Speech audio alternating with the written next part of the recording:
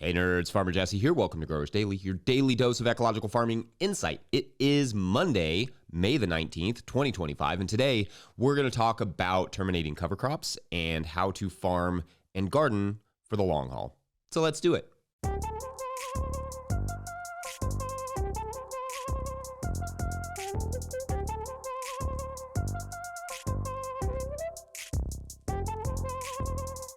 All right, well, happy Monday, everyone. Thank you to everyone who reached out after yet another series of catastrophic storms hit my state of Kentucky, this time in the form of yet another round of tornadoes that have left at least 27 dead across the region and countless homes and businesses destroyed. In the late 2010s, I started to read reports that what we call Tornado Alley here in the States was shifting or had shifted several hundred miles to the east, and that is very much what we are seeing now. Storms that are producing numerous tornadoes in areas that are not at all prepared for tornadoes. Unlike Texas and Oklahoma, for instance, Kentucky does not have a lot of storm shelters. We have loads of trailer parks, which are incredibly vulnerable. My area of the country is just not a place set up for this type of weather. So when it hits, the heartbreak is amplified. I feel sometimes that I am sort of shouting this into the void, but I genuinely believe we could address this intensification of weather, even to a small extent, with the way we farm, the way we manage the land, the way that we manage water, the way that we manage forests, the way we live. We could address this through preparing these towns instead of ignoring the oncoming devastation. We won't, of course, but we could. We can. We're equipped for it. We have the technology, plants and animals and soil and money and ideas. We just need the will, both political and grassroots, which, now that I'm thinking about it and saying it out loud, it feels like quite the poignant term here. Grassroots. Anyway, my heart goes out to all of those families and communities in my region affected by this tragedy. We were spared, but a lot of people were not. So please help if you can. I'll put a link in the show notes to the Kentucky Storm Relief Fund. Appreciate you. All right, so perhaps at least one part of the solution to mitigating some of these disasters is cover cropping, if I'm allowed the usual janky transition. I have been saying I was going to talk about cover crop termination for a while, so let's do that today, maybe even a little bit all week. It's a big topic, so there's a lot to cover. So in this first segment, we're going to talk about evaluating the cover crop, i.e. figuring out how and if it's ready to die. Then in the third segment, we'll talk about how to actually do the killing of those cover crops without tillage and without herbicides. All right, so first, let's take a look at the cover crop and decide from there what the options are, because not everything is going to go perfectly to plan every year with cover crops until you really get a hang for preparing the soil and planting times and all those things. One plot we have that you can see if you're watching on YouTube is all over the place in terms of its growth, because a big portion of the cover crop that was there in the winter was killed by that super fun ice storm that we had in January. So afterward, I resowed some rye, some crimson clover, and lacy phacelia. So the growth is a bit sporadic and some weeds have taken hold. Now, compare that to this other plot where the rye did fine through the winter for whatever reason. I assume the slope helped somehow, but the soil there is also just better. So that perhaps was a part of it, and just a more robust cover crop in general. And anyway, the cover crop is fairly thick and even in that spot with a nice stand of white clover in the pathways. So this first plot, the spotty one, is one where I would probably want to tarp for the weeds and just kill off the crimson clover that is still relatively young. The other plot is one I could wait until milk stage, we'll get there, and then just smash that down thoroughly because it's tall and it will die that way. Now, I will say without a proper crimping, the vetch can cause problems, and perhaps even with a proper crimping, because it won't die that easily. So if you want to just crimp it and not tarp it, but if you don't have a proper roller crimper, I might recommend avoiding the vetch in your cover crop mixes. Now, if you plan to use a tarp, you can honestly get away with crimping any cover crop a little bit earlier, especially once you get into the summer, than if you plan to just smash it down and kill it without tarping. Like if it's tall and flowering, you can pretty much stamp it down and smash it flat, and then tarp over top of it to kill it. It will just take a little longer if it's a little bit less mature, but as long as it's relatively tall, it will die. I mean, by and large, in my opinion, it's just easier to wait the extra week or so until it's at that milk stage to get a little bit more biomass out of it, and it just dies easier. Now, if there are not many or any weeds in those beds, either from last summer or currently, but it's not super thick, you will likely need to supplement the mulching effect a little bit, meaning that the cover crop alone may not suffice as a mulch unless those beds are absolutely 100% clear of any weed seeds. This is especially true in warmer, wetter regions where the cover crop will break down faster and weeds may germinate at lower depths. Now, especially for rye, milk stage is the ideal time to crimp and terminate the cover crop. I've said that term several times, so let's get to it. Milk stage is when the plant is starting to put the most energy into its seeds, but the seeds have not formed. So when you crimp the plant at this stage, it can no longer transport nutrients to the seed head, thus arresting the process and killing the plant. Milk stage comes after the flowering stage and the pollen stage.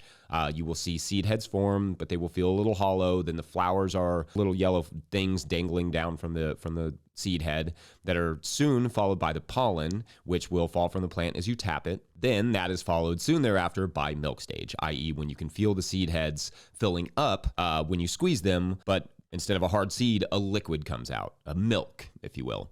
Again, that is the ideal time to terminate the rye because you have both maximized its maturity and caught it at its most vulnerable. If you go much beyond that stage, however, you have planted rye again, which may not be a big issue until the late summer, but just a heads up because, if the goal was to avoid weeds, then rye will become the weed if you wait too long to terminate it. All right, so that's the evaluation stuff. And in the third segment, we will get to the termination stuff. Make sure to put any questions you have in the comments so that I can get to those throughout the week, throughout next week. But before we get to the termination stuff, how about a question on ergonomic gardening, BRB? If you're watching this on YouTube, you can see one underappreciated element of rye and grasses in general is bugs. Lots and lots of bugs. Love these flowers. Today's episode is brought to you by Precip. Precip is billed as the easiest way to keep track of rainfall, and that is true, but it is a lot more than that. Sure, you can open the app and immediately see accurate rainfall totals, but you can also save locations to see historical rainfall totals, wind speeds, and all sorts of other nerdy details. Their radar-based technology means you can ditch the rain gauge. I usually have to do that anyway because the kids find a way to smash it with a baseball bat. You can ditch the rain gauge and start tracking rain and other growing conditions all on your phone. Click the link in the show notes to find out more. Today's episode is also brought to you by Farmhand. I started a CSA to grow food and build community, not to drown in admin work. Spreadsheets, emails, and pack lists take up too much time. If I could spend less time at my desk and more in the field, that'd be a win. Enter Farmhand. Farmhand automates billing, newsletters, websites, and member support, saving CSA farmers 20 plus hours a week. Focus on farming, not paperwork. See how Farmhand can help. Book a one-on-one demo with founder Ari at farmhand.partners/no-till. That's farmhand.partners/no-till. All right, back to the show. If you, the listener, are enjoying this podcast, getting even a small amount of value from it, consider supporting our work over at patreon.com/no-till-growers. I will try to get to questions from everywhere that questions come in, but I will always get to your Patreon questions now. Today's Patreon question comes from Patreon member Lee Kossab, who writes, quote, "Hi, Jesse. You've mentioned a couple times about not being able to farm from your knees forever and generally figure out ways to do less bending over. I'm 50 and just starting my market garden/farm, so I'm definitely thinking about this too, especially after years of restaurant work." I hear that. Do you think something like the little cart in this link would be useful? The garden is a retirement project for us, and while we would like to sell some items, extreme productivity is not necessary. A privilege, I know. Lee actually posts an example of a garden work seat from Beaver that I can link in the show notes. You can see it on YouTube, but I'll link that in the show notes. Anyway, Lee goes on.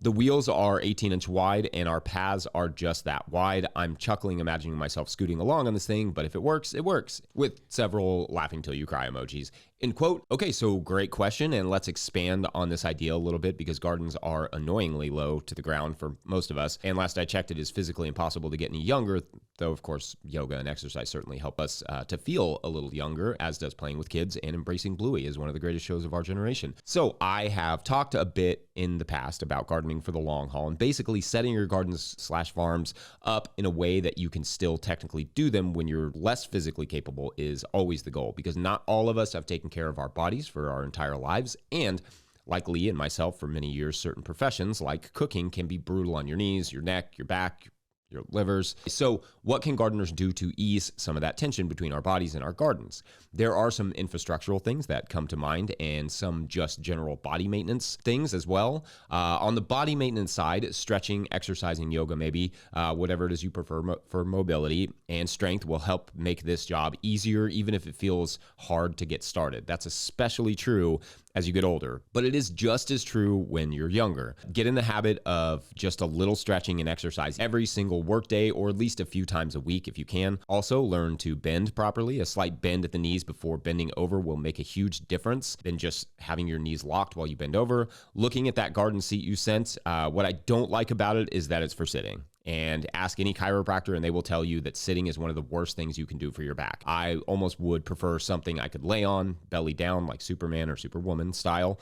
Next, on the infrastructure side, try to get as many things off the ground as you can. Obviously, for the bulk of your gardens, that may be hard, but perhaps it means building some raised beds. Perhaps it is a focus on taller crops, tree crops, things that don't require you to get up and down off the ground as much or require as much bending.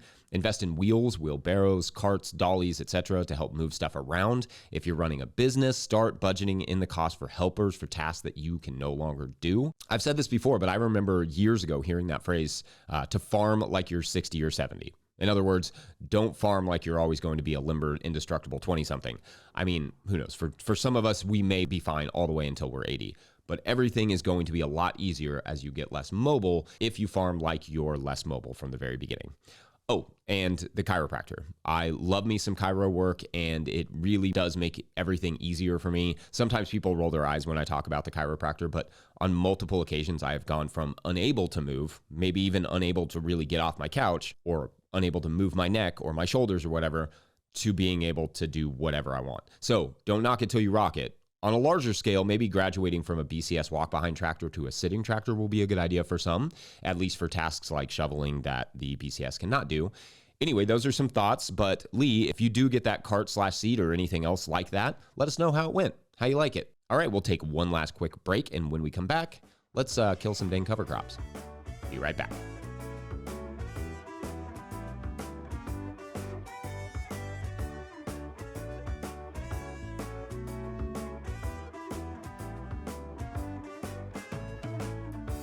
Sliding since I don't remember when, in and out of consciousness.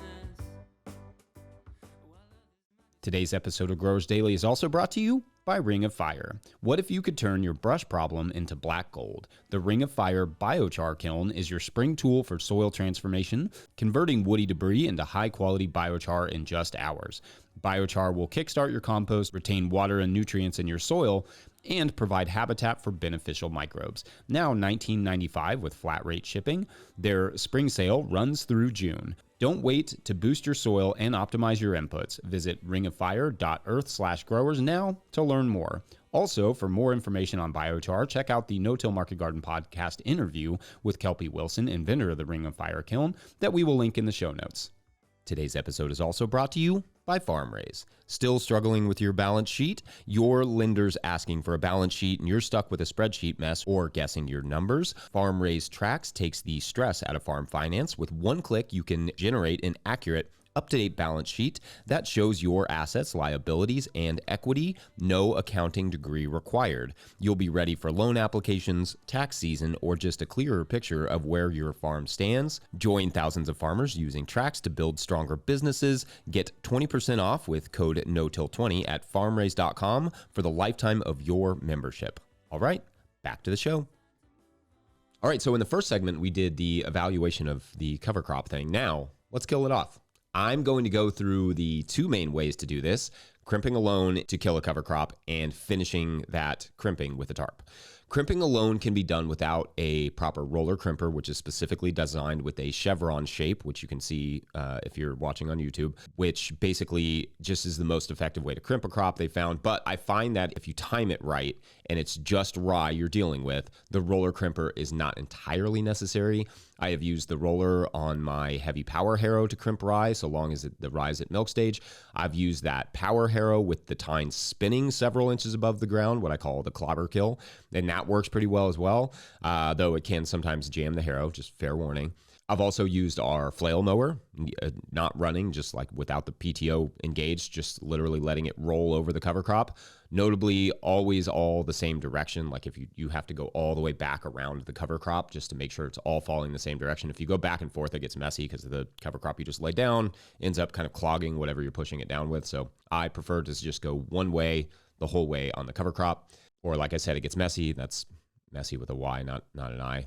That's an important distinction. If you don't have vetch mixed in, like I said, it won't easily die without a really good crimper, though sometimes even then it won't fully die. But maybe that's not an issue for the crop you're going to be putting there. I don't know. The only thing is that vetch will reseed, so you either have to hand weed it out, whatever survives, or just let it do its thing, which is fine, I guess, if you don't mind having vetch there. Now, if you plan to tarp, then it almost doesn't matter how you get it flat against the ground, so long as you are in a mildly warm region or in the mildly warm time of year. I will sometimes chop and drop.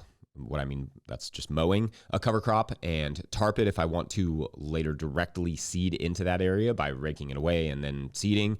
It usually takes about 3 to 4 weeks to kind of kill it, but a couple really sunny, warm weeks under tarp can do the trick as well. I've had less luck with solarizing with clear plastic, and in fact, I've run into a situation on a slight slope that I have talked about before where it actually acted as a solar oven, and it killed the crop for sure, and also cooked the soil by heating it to a really high temperature and allowing the moisture to escape through the uphill side. Not saying it won't work, just really, really seal those ends so you don't lose all that moisture. For crimping, I will say that I don't really use what we call like the post method, where you attach a metal post to your feet and walk down the line, like down the bed, kind of crimping the rye, just smashing it down with the bar, because it's just a lot of work in our heat. I prefer to smash it down as fast as possible, like with a power harrow or the mower or whatever, just kind of smash it to the ground and then kind of tarp it and move on. That said, you can also do that, and it's certainly satisfying to do the smash.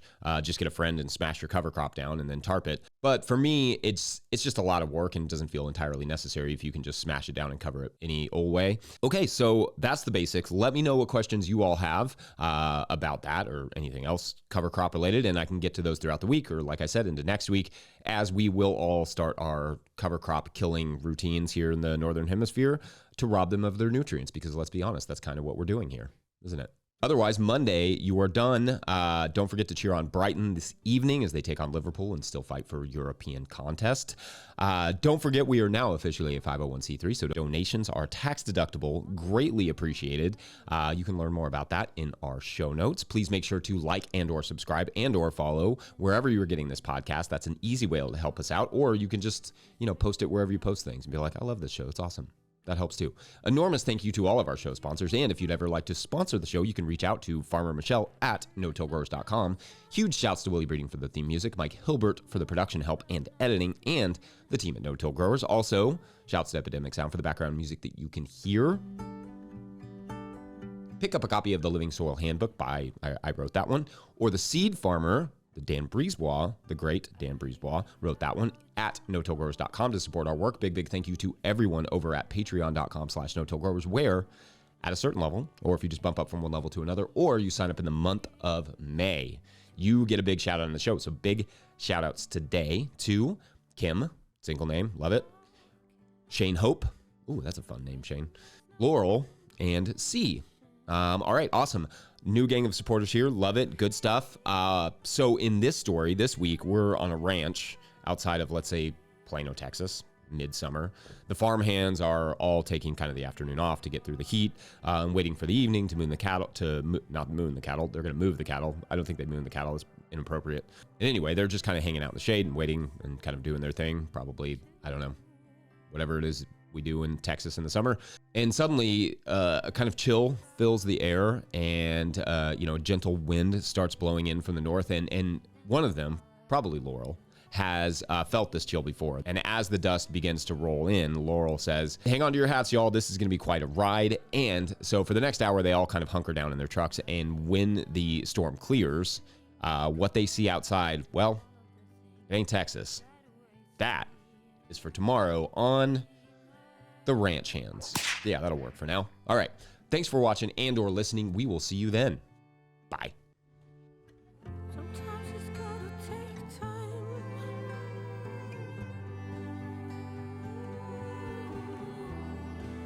Sometimes it's